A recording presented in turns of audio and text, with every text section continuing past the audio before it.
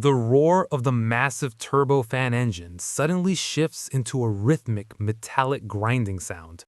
Inside the cockpit, the pilots stare in disbelief as a surreal St. Elmo's fire glow dances across the windshield, a haunting neon blue light that signals the beginning of the end. Seconds later, the internal temperature of the engine skyrockets beyond the melting point of the turbine blades, only for the entire machine to choke and go silent as the molten glass solidifies.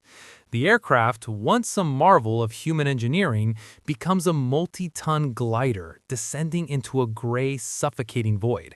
This is not a simulation. It is the death of global motion. Humanity has long taken the ability to traverse the globe in hours for granted. The skies are usually a web of invisible highways, connecting continents and fueling the relentless engine of international commerce. However, the fragility of this system is often overlooked. When geological forces stir beneath the Earth's crust, the byproduct is not just lava and heat, but a microscopic weapon known as volcanic ash. Unlike the soft, organic ash from a wood fire, volcanic ash is composed of jagged particles of rock and natural glass. It is abrasive, acidic, and most importantly, it is the natural enemy of the jet engine. When a massive eruption occurs, the immediate result is the total paralysis of the most advanced transportation network ever built. The global sky becomes a no-fly zone, turning bustling international hubs into silent graveyards of grounded aluminum. The crisis begins not on the ground, but tens of thousands of feet in the air. As an ash plume spreads across the stratosphere, it remains invisible to standard weather radar. Pilots flying into these clouds often do not realize the danger until the smell of sulfur fills the cabin. The physics of the disaster is a nightmare of thermodynamics. Jet engines operate at temperatures higher than the melting point of the materials they consume. When volcanic ash is sucked into the intake, it travels into the combustion chamber where it instantly turns into molten glass. This liquid stone coats the high-pressure turbine blades, choking the airflow and disrupting the delicate balance of the engine. As the engines fail, the impact ripples outward from the cockpit to the entire planet. At major airports like Heathrow, Dubai, and Singapore, the departure boards turn into a wall of red "canceled" notifications. Tens of thousands of passengers find themselves stranded in terminals, their lives put on indefinite hold. But the human inconvenience is only the surface of the catastrophe. In the belly of these grounded planes sits the lifeblood of the global economy: high-value electronics, perishable medicines, and critical industrial components. The just-in-time supply chain, which relies on the speed of air freight, begins to fracture. Factories on the other side of the ocean start to shut down because a single specialized part is stuck in a warehouse 5,000 miles away. The atmosphere itself becomes a barrier. Governments and aviation authorities are forced to make a choice between safety and the economy. History has shown that ignoring the ash is not an option. Without the ability to fly, the world shrinks.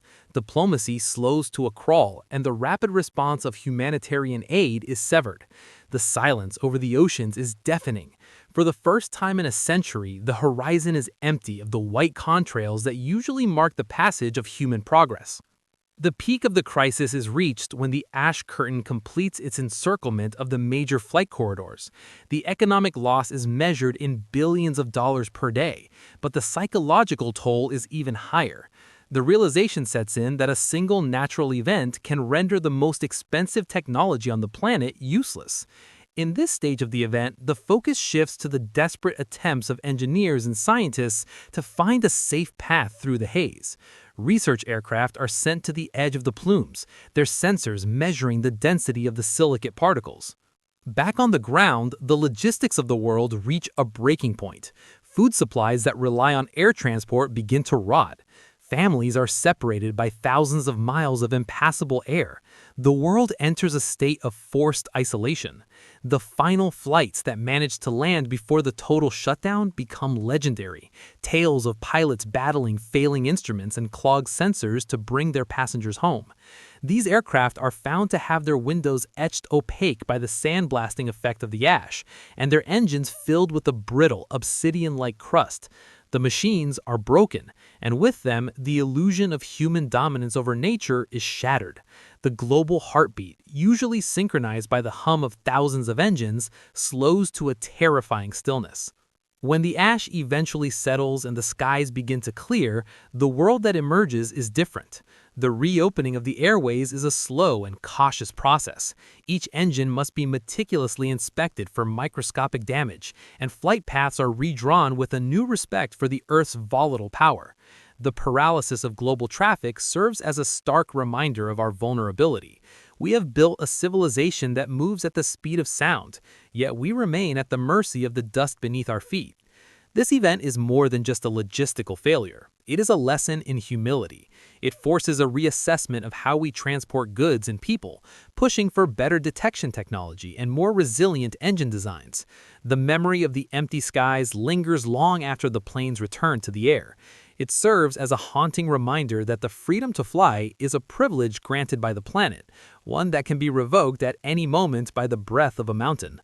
As the first flights take off again, piercing the blue expanse, they carry with them a newfound understanding of the delicate balance between human ambition and the raw, unpredictable forces of the natural world. The world moves again, but the silence of the shutdown remains a ghost in the machinery of the modern age.